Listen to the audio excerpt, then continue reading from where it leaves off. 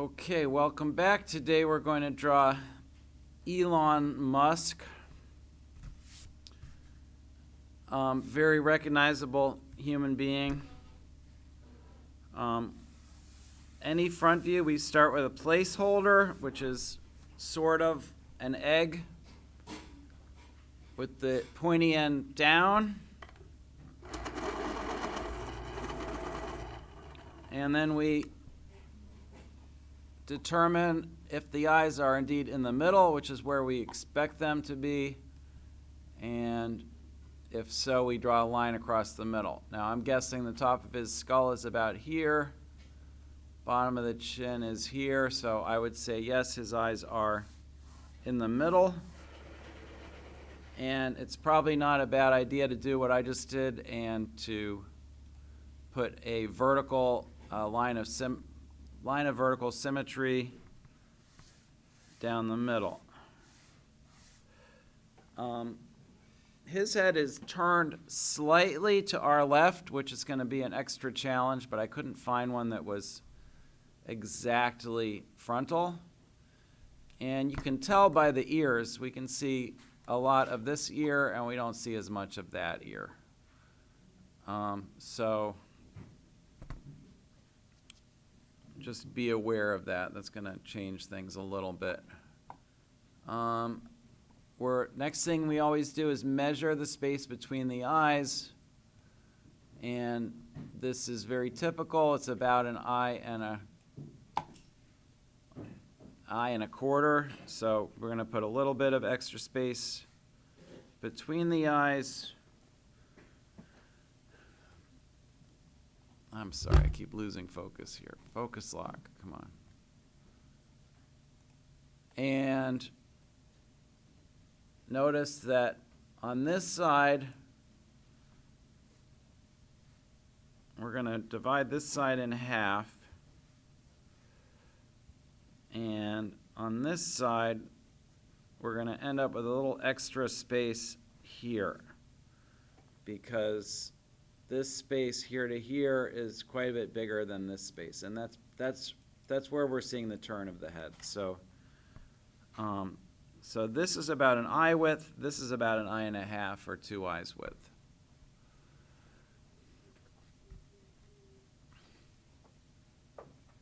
We're going to go ahead with the eye shape. His eyes are very straight across the bottom. So we're just going to make straight lines for now. And pretty even curve across the top. So let's just keep it simple and do what we see. You'll notice that already kind of gives the effect of a slight smile, because when we smile, the lower lid kind of pushes up a little against the eye. And this on him is a very symmetrical curve. We see the asymmetry in the form of the eyelid, which is kind of wider towards the middle here, and then it tapers down to almost nothing, and then it gets just a little wider towards the outside. And the same on this side, it's wide in the middle, and then it goes down to basically nothing at the outside corner.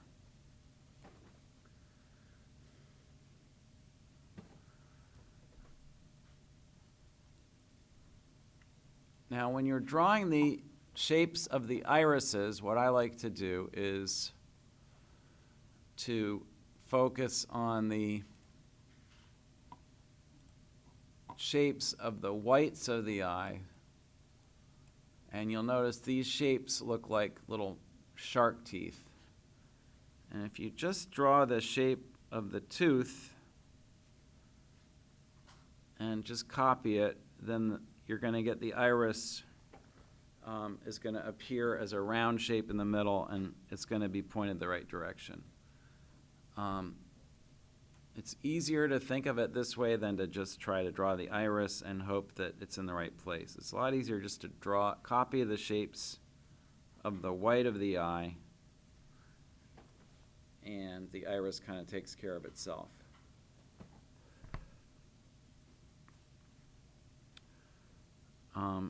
to shade the irises. And he's got these little, he must be in a pretty bright light because his pupils are very small, like that.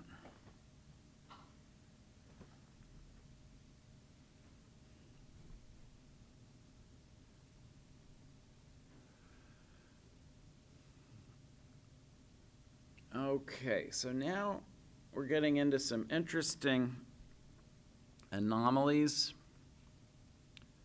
I'm going to give myself a little shadow above the corner of the eye right here and right here.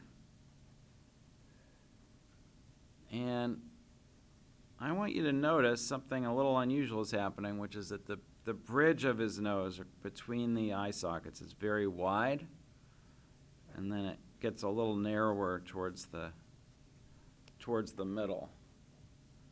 So that's not exactly typical. But we haven't even, it might be useful to sort of figure out where the tip of the nose needs to be.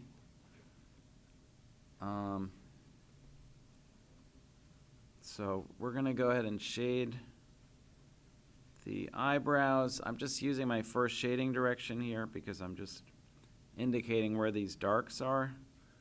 Notice they come down really close to the eye in the middle, and then they kind of get really wide and high as they move out.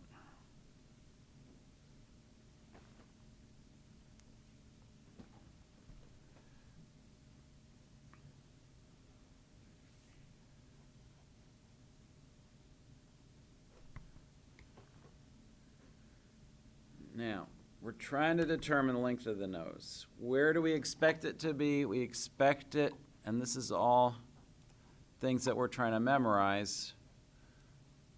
Here's the brow line. Here's the tip of the nose. Here's the bottom of the chin. We expect the nose to be in the middle. I'm going to measure this quickly, and I would say it's very close to the middle, but he has a kind of a big chin. So what I'm going to do is I'm going to mark right in the middle here, but then I'm going to drop my chin down a little because I just noticed that it's really pretty massive.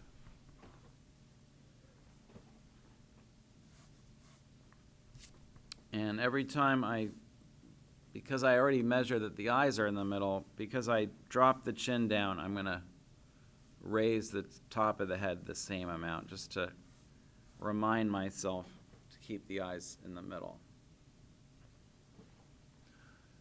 So we know the length of the nose, the width of the nose is, we expect that to be as wide as the space between the eyes. And it pretty much is. So we're going to drop some lines down from these points.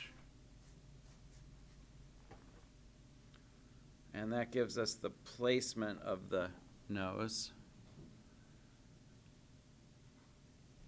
And here the turn of the head is going to come into play because notice that we've got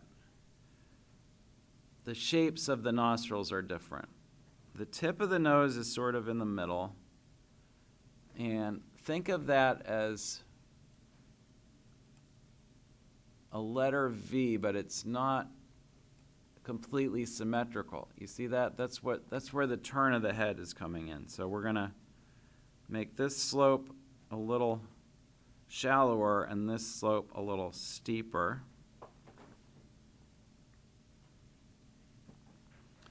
And then this nostril is going to be a little more covered by the tip of the nose, and this nostril is a little more open to us.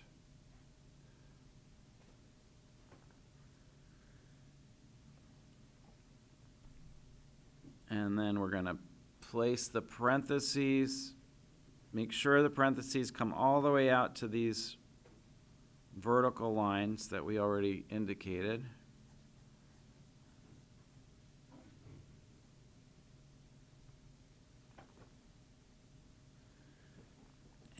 that's sort of it for the main form of the nose. Now I can continue this plane change very lightly to show how the bridge of the nose merges with the tip, like that. It's going to help a lot to do the shading, but we're going to do that last.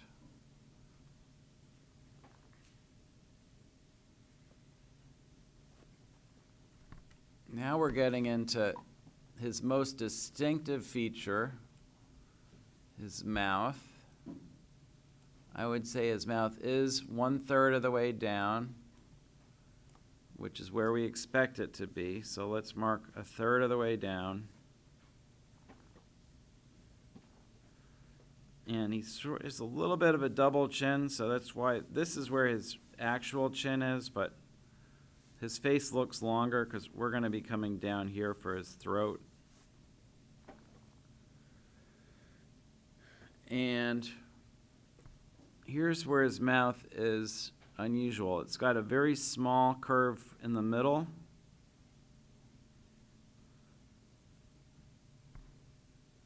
And then it's a little bit asymmetrical. It swoops down on this side and ends in this little divot going down. And on the other side, it does more of like a S curve. See, it goes up and it ends on a horizontal.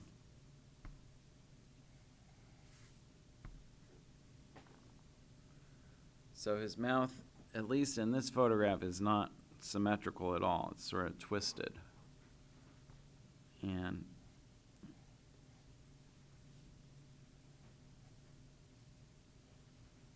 Elon, if you're watching this, I'm sorry, but if you're watching this and doing the drawing, please send me a copy so I can show my students. Another unusual thing is that his upper lip is really quite full on this side, and then it tapers down to nothing on this side.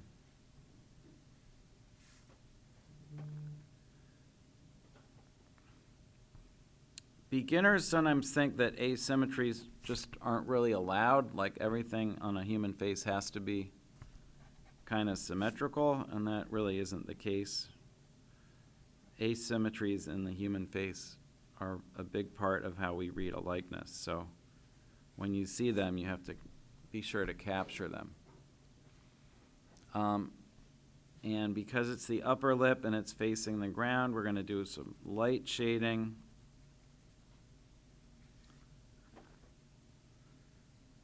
And now the lower lip is about 3 to 4 times wider than the upper lip. You see that? So it's going to be all the way down to here. And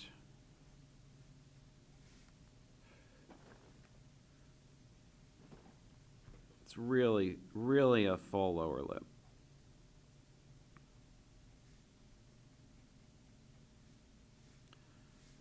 Okay, I'm sorry I keep adjusting this. I just need a little more room for the chin,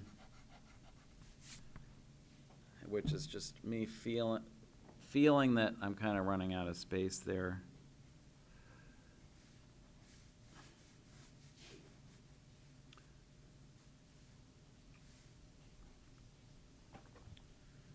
So those are the main features. Now we're going to study the shape of the face for a minute.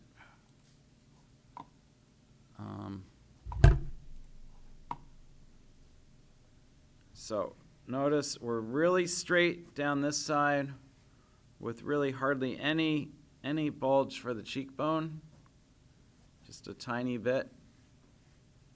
This side is way over to the right because of the turn of the head. And now he's got an incredibly broad jawline. So what I mean by that is that the angles of the jaw really protrude. So basically we're coming just straight down until we get to below the corner of the mouth, quite low, and then we're curving around towards the chin, and we're intersecting with the throat, the bottom chin, not the top chin. And the same on this side. We're coming basically straight down, all the way down to here, and then we're intersecting with that bottom chin.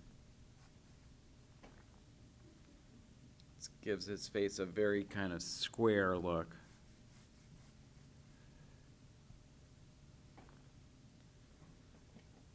And his neck is relatively thin compared to his jawline.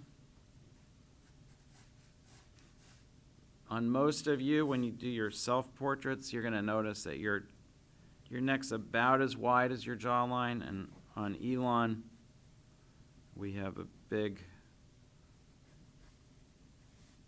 jump from the neck out to the jawline. So if we were doing a caricature, we would really give him a much smaller neck.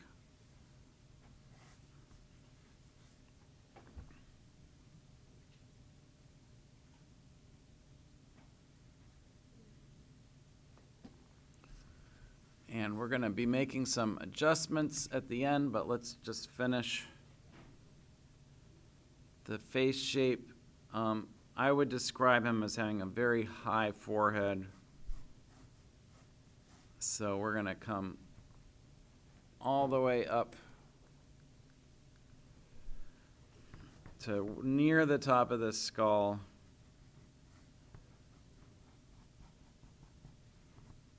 And I'm going to block in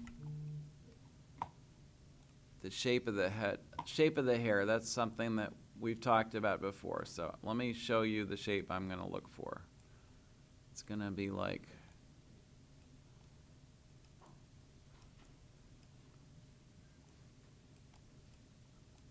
and remember, anytime we draw a complex form, simplify it into a series of straight lines and reference the location of those lines to things you've already drawn. So we've got this starting about halfway between the eye and the nose.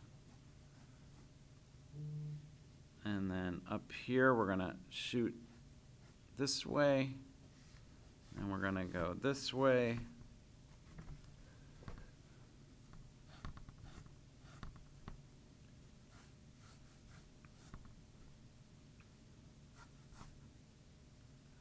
Straight across the front.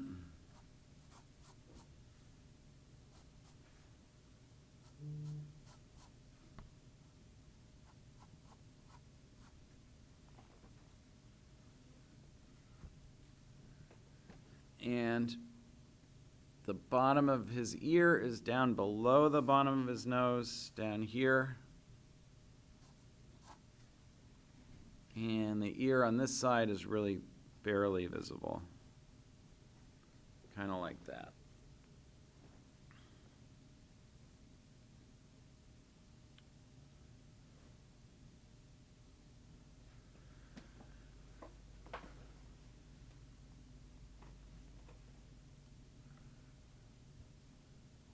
Okay, so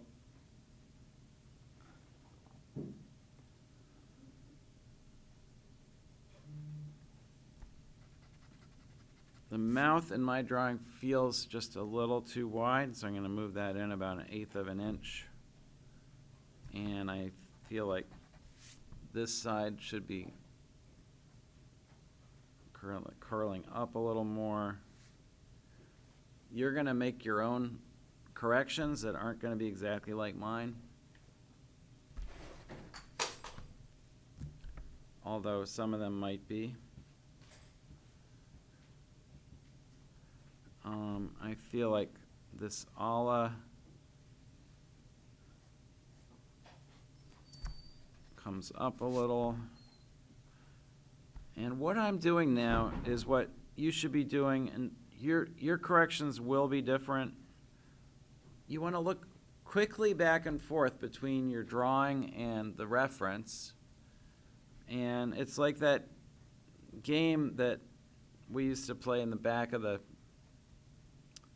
In the back of some kids magazines, they'll have like 2 pictures, and you have to identify like what's different about them. And you just want to look back and forth and try to hone in on those differences. And that's how you do your corrections.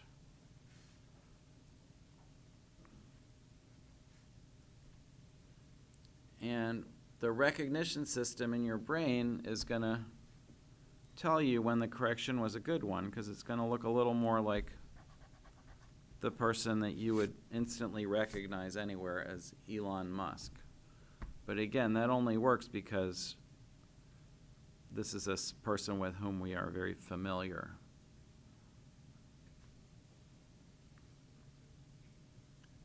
At least if you ever watch any news or I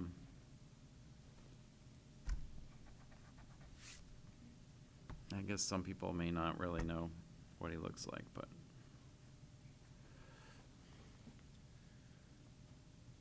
okay, so we're going to look now for a shadow map. A few little plane changes here. He's got this. Now here's where we have to show a lot of restraint. We're gonna put that little crease, but a very faint line. And now we've got a little shadow map that the shape of his cheek is sort of like an egg, so we're gonna shadow map it with the same kind of curve we'd use for a sphere. And then he's got these shadows under his eyes, which are like these little crescent-shaped shadows. And his chin is sort of another egg or sphere shading. And there's a cast shadow on his neck.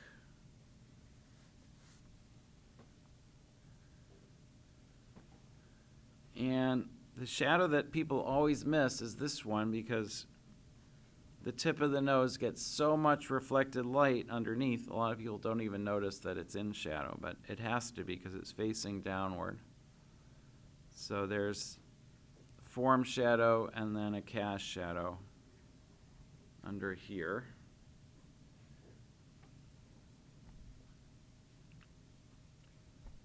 And this side of his forehead is almost in shadow. It's a sort of a halftone, but we'll do a first shading there too. And remember to do this the other way if you're right-handed, but I'm just going to do very light first shading. And that's going to allow my brain to start to see this drawing in 3 dimensions, which is always the goal.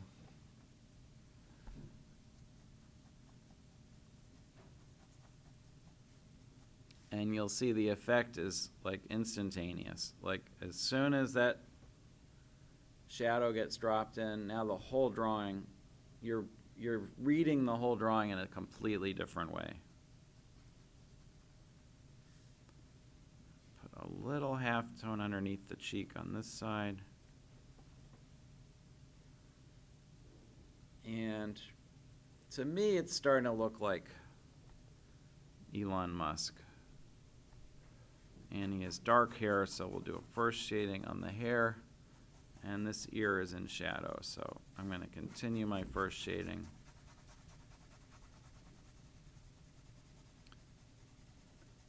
Everywhere.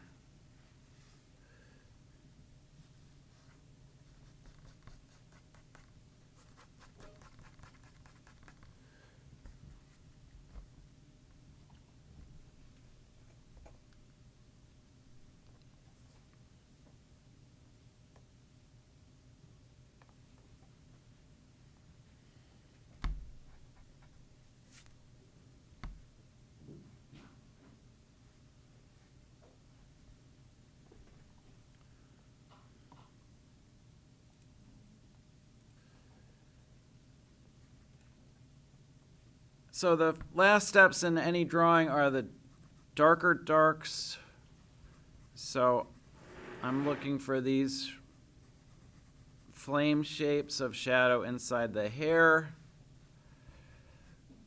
I better zoom out a little. Like a lot of celebrity photos, this does not have the best lighting.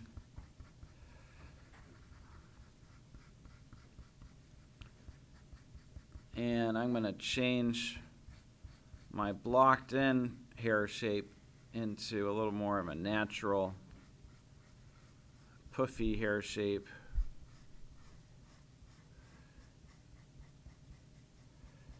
And I'm also going to feather this hairline down into his forehead a little so it doesn't look like a wig.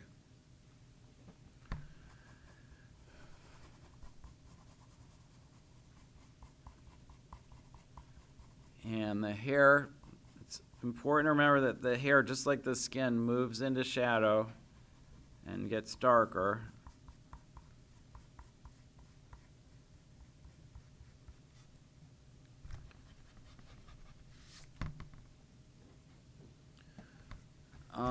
This ear, we have a little shadow inside the helix right here.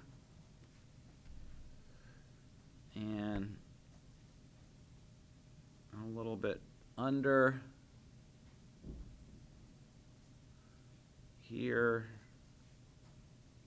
And just a little hint of the anti-helix coming around like that.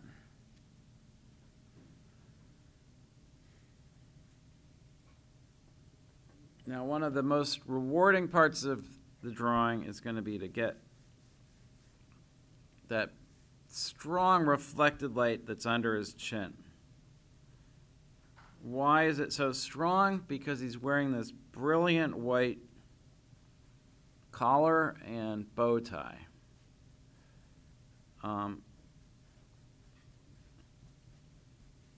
teacher once told me that that's why the artists, especially the Dutch artists of the past, used to love to paint people wearing those ruffs. I'm sure you've seen them. They look like clown collars, those big giant white collars, because the ruff bounces so much light up underneath the jawline, and that's what gives us a sense that the chin is really projecting out past the neck. Here I'm using my sharpening strokes to sharpen this overlapping edge, and some curved strokes to show the roundness of the neck. And this cast shadow overall is all really pretty dark. It's one of the darkest parts of his face.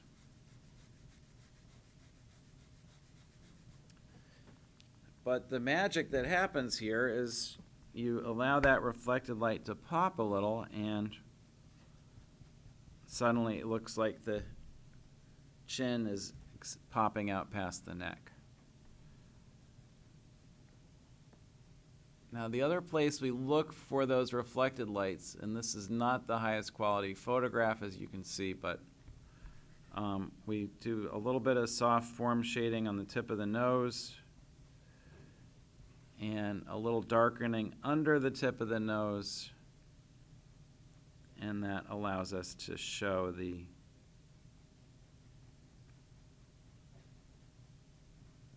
reflected light bouncing up under the nose.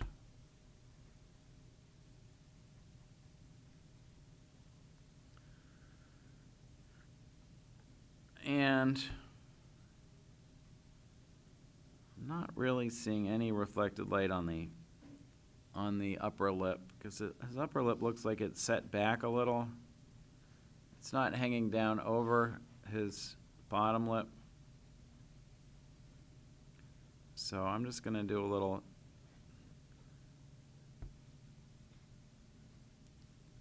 little shading along that shadow edge.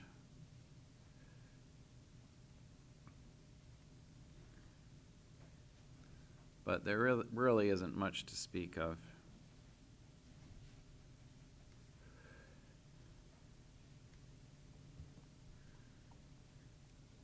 And we might be seeing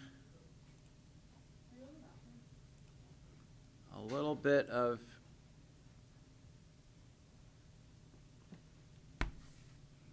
I don't know. This is going to be a little bit of invention on my part, but I'm going to darken this core shadow here.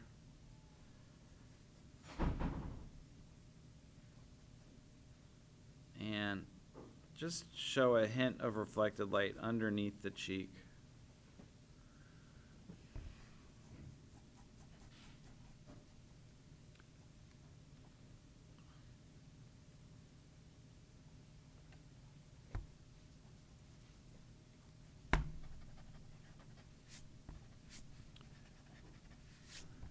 And the last thing I really want to emphasize is these halftones on either side of the nose. So his nose gets really pretty narrow through the bottom and middle. So notice this is not as dark as my shadows. I'm barely touching the paper. But these halftones are important because they help show the form of the nose. And we want to show that it tapers and gets really pretty thin near the bottom. And then it gets really wide near the top.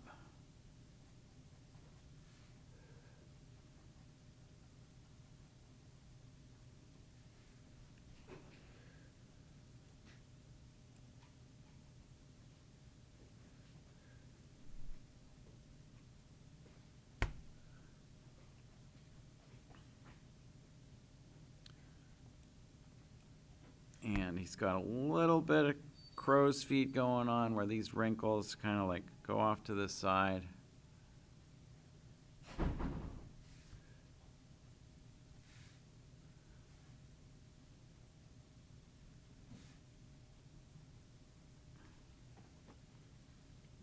And the last thing is,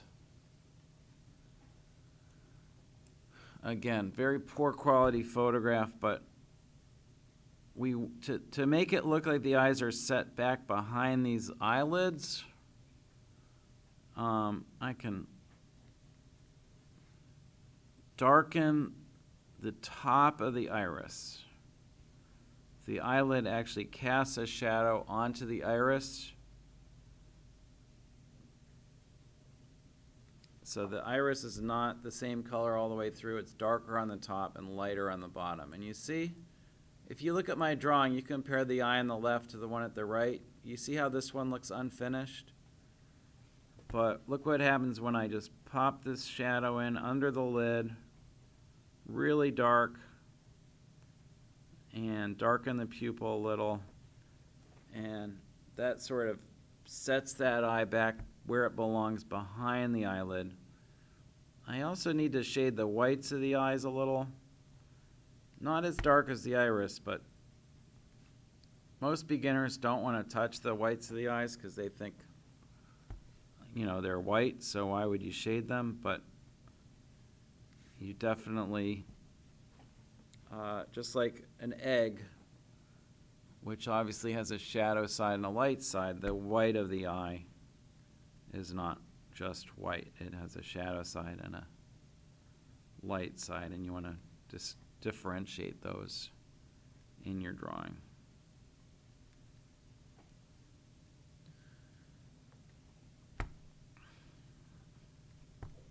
So if your drawing would not be recognizable as Elon Musk, just keep practicing. I guarantee this is something you can learn to do if you stick with it. And it may be that you're being a little too critical of your drawing. You can show it to other people and ask them if they recognize who you were trying to draw. That's going to give you the best information about how well you did.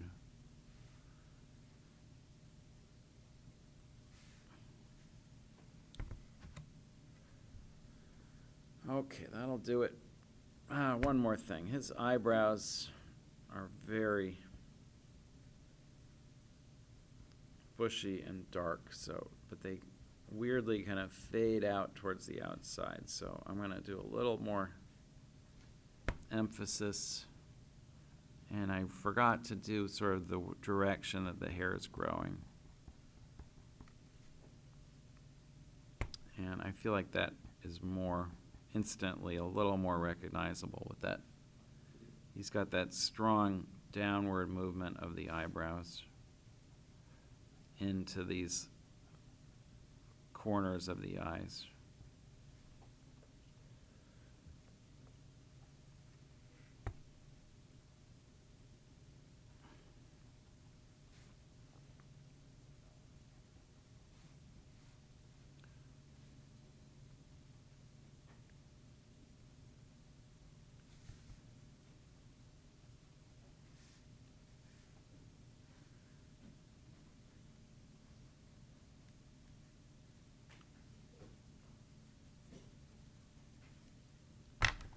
Okay, that'll do it for me. Thanks for watching at home.